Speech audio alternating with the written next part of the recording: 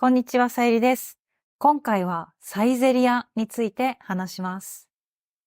皆さんが日本にいるときに食べる場所がわからない、どこに行ったらいいかわからない、旅行中でいろいろなものを見すぎて探すのに疲れた。でもすごくお腹が減ってる。しかも今は3時とか4時で中途半端な時間だからレストランが空いてない。でもコンビニは飽きちゃった。っていう経験はありませんか？そういう人におすすめの場所があります。サイゼリヤです。サイゼリヤはイタリアンファミリーレストランです。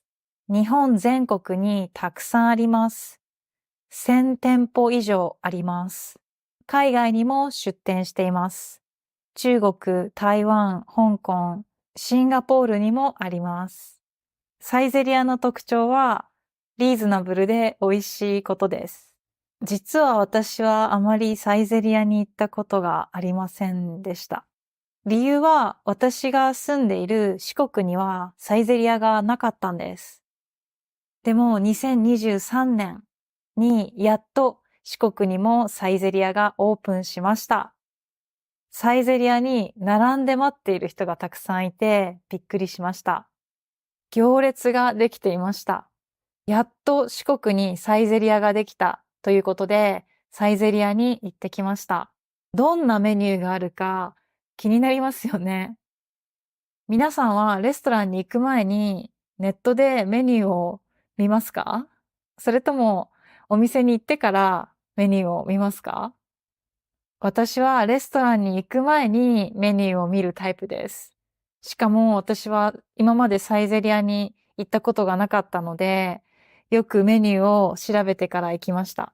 サイゼリヤ初心者です。一人で3回サイゼリヤに行きました。皆さんの代わりにいろいろ食べてサイゼリヤの研究をしましたよ。だからここで美味しかったメニューを紹介したいと思います。辛味チキン4つで300円。この辛味っていう名前があるんですけど、辛くないです。子供でも食べられると思います。ケチャップとコチュジャンのような味がします。チキンとありますが、これは骨付きの鶏肉です。二つ目、玉ねぎのズッパ300円。これはオニオンスープですね。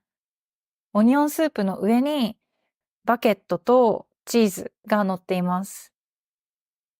かなりコスパのいいメニューだと思います。美味しかったです。サイゼリヤにはコーンスープがあるんですけど、私はこのコーンスープよりも玉ねぎのズッパの方が好きでした。三つ目、モッツァレラのサラダ400円。レタスとルッコラを中心としたサラダです。サラダドレッシングはバルサミコ酢とオリーブオイルなのでさっぱりしていますよ。チーズはバッファローモッツァレラチーズを使っています。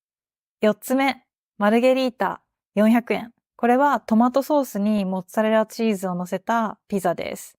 定番のピザですね。多分プロセスチーズじゃなくてナチュラルチーズを使っているので、チーズがとても美味しく感じました。値段の割にはすごく美味しいです。そんなに大きくないので、一人で食べてもいいし、友達とシェアして食べるのもいいと思います。はい、以上が私のおすすめになります。サイゼリヤの一番の人気メニューはミラノ風ドリアです。こちらは400円です。ドリアというのはグラタンに似ている食べ物です。グラタンはクリームソースの中にパスタが入ってますね。でもドリアはそのパスタの代わりにご飯を使います。ご飯の上にホワイトソース、そしてトマトベースのミートソース、でチーズですね。ちょっとカロリーが高そうですね。あと、せっかく日本に来てるから、ドリアだけじゃなくて、もっとジャパンイタリアンを体験したい人は、たらこ料理がおすすめです。たらこパスタやたらこドリアがあります。たらこというのは、タラという名前の魚の卵です。はい。魚の卵を食べない文化の人からしたらかなり驚く組み合わせだと思うんですが、日本人はよく魚の卵を食べます。たらこや明太子、イクラも魚の卵ですね。よくパスタやおにぎりに使われます。特にたらこパスタは日本のイタリアン料理でかなり人気があります。私はたらこおにぎりも好きだし、たらこパスタも好きです。でもこのポッドキャストを聞いている皆さんがたらこ大好きかどうかはわかりません。ぜひ、日本に来た時に試してみてください。最初に言ったようにサイゼリヤはどこにでもあるファミリーレストランです。ファミレスです。旅行中でお店を決めるのに疲れちゃった時は、サイゼリヤに行くのがいいと思います。間違いないと思います。実際に私はこの間、関西に行って、神戸で京都から来た友達と会ったんです。で、ウィンドウショッピングしたり、カフェでお茶したり、観光地を見たりして、そうすると結構お腹が空いてきたんですね。でも晩ご飯のお店が開く前のなんか4時半とかだったんですね。で、もう歩き回ったし、もう疲れたってなって、じゃあ、サイゼ行こうって、サイゼにしようってなって、サイゼリヤに行きました。ちなみにサイゼっていうのは、サイゼリヤの略です。サイゼリヤを短くした言い方です。そういう困った時に、サイゼリヤに行くといいと思います。困った時のサイゼリヤです。私も友達もサイゼリヤの味を知っているので、チェーン店だからどんなところか知っているので、あんまり心配せずに、ゆっくり、楽しく話ができてよかったです。今まで私は一人でサイゼリヤに行ってきたので、初めて友達とサイゼリヤに行くことによって、ピザをシェアしたり、チキンをシェアしたりできて、新しい味を試せて楽しかったです。はい。皆さんは旅行中にレストラン選びに困ったらどうしますか？ここに行けば間違いないっていうパブやファミレスがありますか？その場所と比べてサイゼリヤはどうですか？サイゼリヤに行ったことない人はサイゼリヤのメニューが気になったはずです。一応私のウェブサイトにサイゼリヤのメニューを載せておきます。日本語と英語と中国語があります。しかも、すべての料理に写真があるので、すごくわかりやすいし、もしかしたら日本語の単語の勉強になるかもしれません。はい。今回の動画はサイゼリヤスポンサーとかじゃないです。私が最近よく行ってた、ファミレスの紹介でした。はい。今回も最後まで聞いてくれてありがとうございました。じゃあまた次のエピソードで。バイバーイ。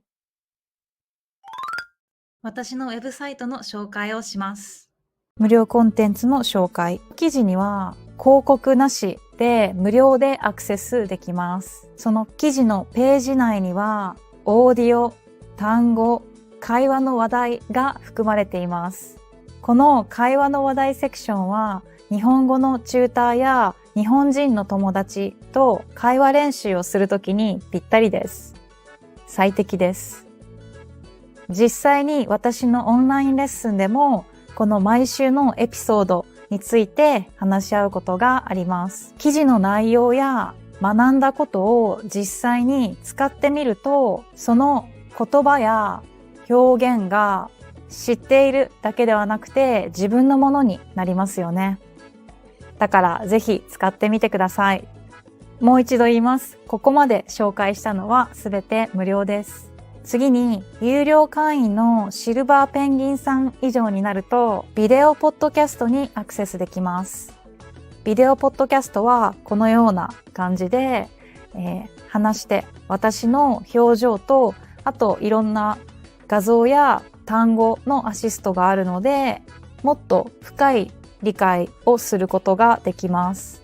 そして、ビデオポッドキャストにはこのように振り仮名がついているので、正しい振り仮名付きの字幕で学習することができます。動画だけではなくて、トランスクリプトも読めます。振り仮名あり、振り仮名なしが選べて、簡単にクリックやタップ一つでコピーすることができます。コピーして、お好きな方法で学習できます。例えば iPad にペーストして自分で手書きのノートを書くのもいいですね。これは最近導入した機能です。有料会員のペンギンさんからいただいたアイディアです。本当にありがとうございます。はい。言語の勉強は長い時間がかかりますし、大変な時もありますが、一緒に楽しみながら乗り越えていきましょう。私が全力でサポートします。このウェブサイトが皆さんの学習に役立つことを願っています。新しい発見をして一緒に成長しましょう。もしよければ有料会員に登録してください。はい。では今回も最後まで見てくれてありがとうございました。じゃあまたね。バイバーイ。